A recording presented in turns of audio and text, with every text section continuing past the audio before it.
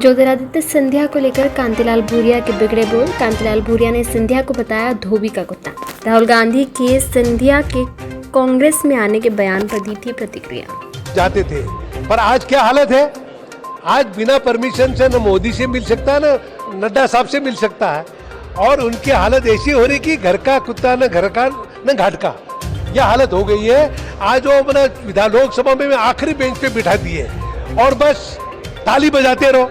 और कांग्रेस में था, उसको अपना अग्रिम पंक्ति में बैठता था, पीछे पंक्ति दूसरी जगह बैठता था, और उसमें अगर वो यहाँ रहता कांग्रेस में तो उसको चीफ मिनिस्टर बनने का ही मौका मिलता।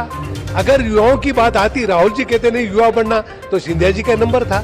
पर अब भारतीय जनता पार्टी में जाने के बाद उसको तो ये सब सपने भूल गए, न तो चीफ मिनिस्टर बन सकता है न कोई और आगे रखते।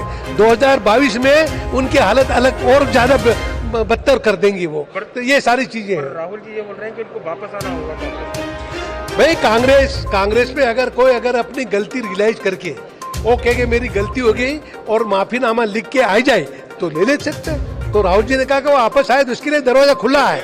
मगर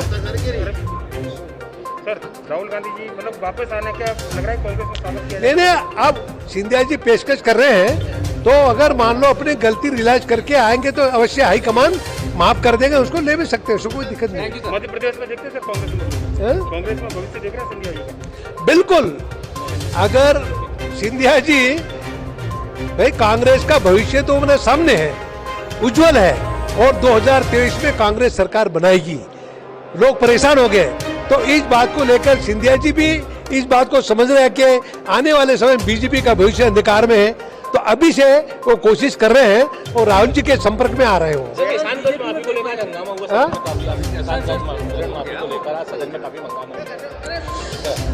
ऋण माफी वाला मामला कांग्रेस पार्टी जो कहती वो करती है, और हमने करके दिखाया है। कमलनाथ जी की सरकार में हमने वादा किया था कि 2-2 लाख कर्जा माफ करेंगे, हमने माफ किया। 15 महीने के अंदर हर किसान का 1-1 लाख रुपया माफ करके उनको सर्टिफिकेट दे दिया।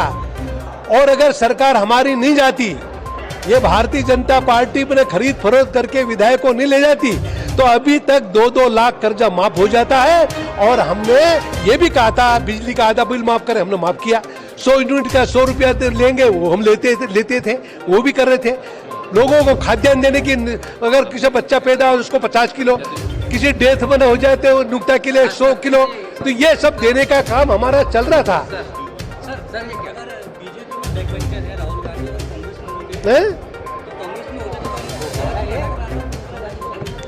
वो राहुल जी ने कहा अगर वो कांग्रेस में होते तो निश्चित उसका मुख्यमंत्री भी हम बना सकते और कोई जगह ले जाते थे। युवाओं की बात आती तो उनका नंबर था, पर वहां जाके उन्होंने अपना नंबर कटवा के और आखिरी पंक्ति में जाके बैठ गए हैं, और वहां से आगे बढ़ने वाले नहीं है।